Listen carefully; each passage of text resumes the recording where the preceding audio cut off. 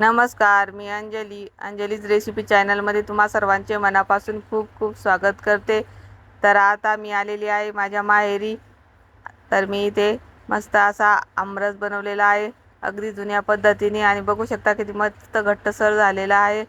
चला तर बघूयात कशी आहे गावाकडची जुनी पद्धत। श्री शिवाय नमस्तुभ्य मैत्रिणींनो, मी अंजली कुंभार माझ्या रेसिपी चॅनलमध्ये तुम्हा सर्वांचे मनापासून खूप खूप स्वागत करते। तर आज आपण बनवणार आहोत आमरस। अगदी गावाकडच्या पद्धतीने मी आज आमरस बनवणार आहे। त्यासाठी इथं 2 किलो आंबे घेतलेले आहेत।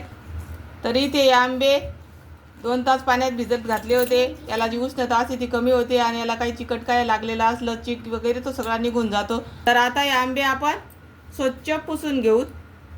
तरी ते आंबे स्वच्छ धुवून पुसून घेतलेले आहेत। आता आपण हे माचून घेऊ। तर अगदी जुन्या पद्धतीने, गावाकडच्या पद्धतीने आज आपण हे आमरस बनवणार आहे। सर्व आंबे माचून घेते मी या पद्धतीने। या पद्धतीने आंबा माचून घ्यायचा आणि याच्यावरचं देठ काढून टाकायचं। तर या पद्धतीने मी पूर्ण आंबे आता माचून घेते अगोदर। तरी ते सर्व आंबे माचून झालेले आहेत। आपण आता याच्यामधला रस काढून घेऊ।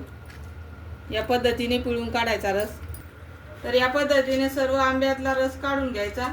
आंब्याचे छिलके या पद्धतीने पिळून रस काढून घ्यायचा। तरी ते पूर्ण छिलक्यांचा रस काढून घेतलेला आहे। आता आपण कोळीचा पण रस काढून घेऊ।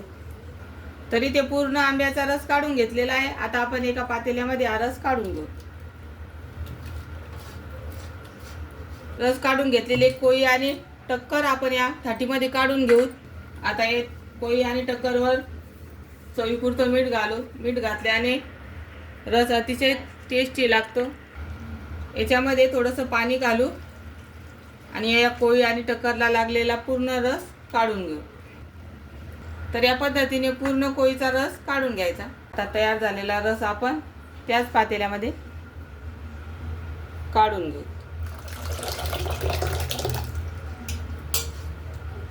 तयार झालेला रस आता आपण मिक्सरला फिरून घेणार आहोत। तर तयार झालेला रस आता मी या मिक्सरच्या भांड्यामध्ये काढून घेते। मिक्सरमध्ये फिरवल्याने मस्त एकसारखेपणा येतो रसाला आणि अगदी घट्टसर हा रस तयार होतो। या रसामध्ये मी आता गरजे इतकी साखर घालते। आंबीच्या गोडीवर साखर घालायची, तर मी 2 चम्मच साखर घातलेली आहे। आता हा रस मी मिक्सरला बारीक फिरून घेते। तर बघू शकता किती मस्त घट्टसर हा रस तयार झालेला आहे। आता आपण एका पातेल्यामध्ये काढून घेऊ। आता राहिलेला रस आपण याच पद्धतीने मिक्सरला फिरून घेऊ। तरी ते पूर्ण रस काढून झालेला आहे। तुम्ही बघू शकता किती मस्त घट्टसर असा रस तयार झालेला आहे। तर बघू शकता किती मस्त घट्टसर हा रस तयार झालेला आहे आणि कलर पण किती मस्त आलेला आहे। तर कशी वाटली गावाकडची आमरसची पद्धत नक्की कमेंटमध्ये सांगा।